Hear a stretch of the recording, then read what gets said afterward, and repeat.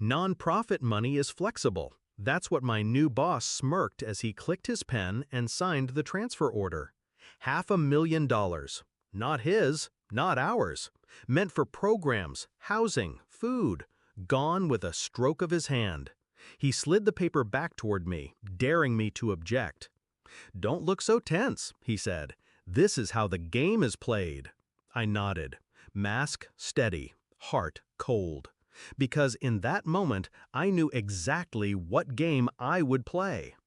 When I first took the job, I believed in him. Everyone did. He was the golden hire, the visionary leader parachuted in to save the organization. Charisma, speeches, handshakes that lingered just long enough to feel important. Donors adored him. Staff obeyed him. And me? I was grateful. He noticed me, promoted me quickly, said I had potential. But attention can be a leash, and soon I saw what hid behind the charm. Trips logged as outreach that were nothing more than vacations. Contractors who were also his cousins.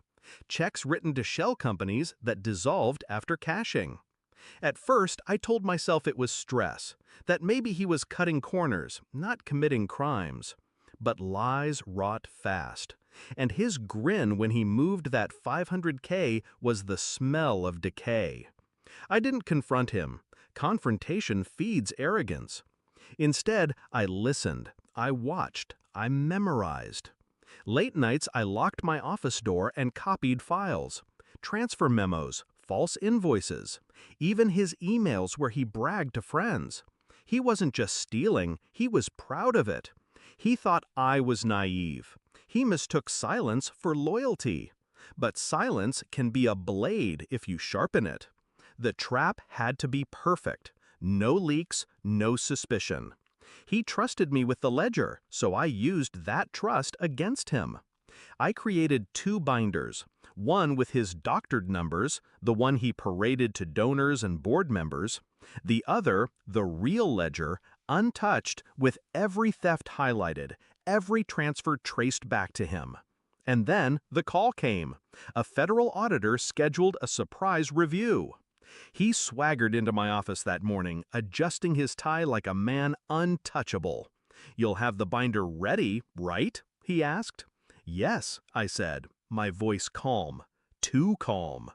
The meeting room was silent except for the hum of fluorescent lights.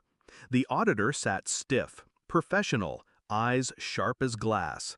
My boss leaned back in his chair, confident.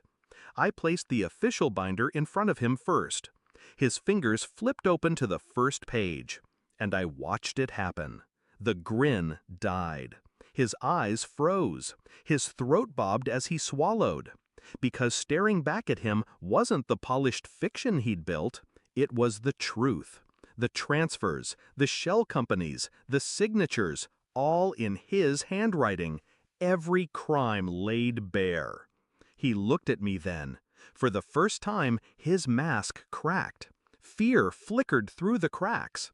I tilted my head slightly, just enough for him to understand I did this. He stammered, trying to explain, This isn't the right," but the auditor cut him off. "It's the one you signed for, correct?" Cornered, trapped. His own pen, his own arrogance, now evidence against him. They escorted him out 2 hours later. No grand speech, no dramatic denial, just silence and the shuffle of polished shoes down a sterile hallway. The staff was stunned, donors horrified. His empire collapsed in a single afternoon, not because I shouted, not because I fought, because I timed the silence perfectly.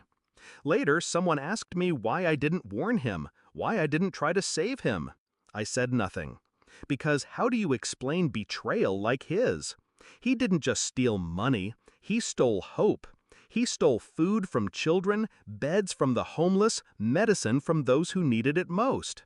And he thought no one would notice. He thought I would protect him. But here's what he never understood. Loyalty isn't blind. It sees, it records, it waits. And when the moment is right, it cuts. I still keep that first page of the ledger framed in my office, not as a trophy, as a reminder.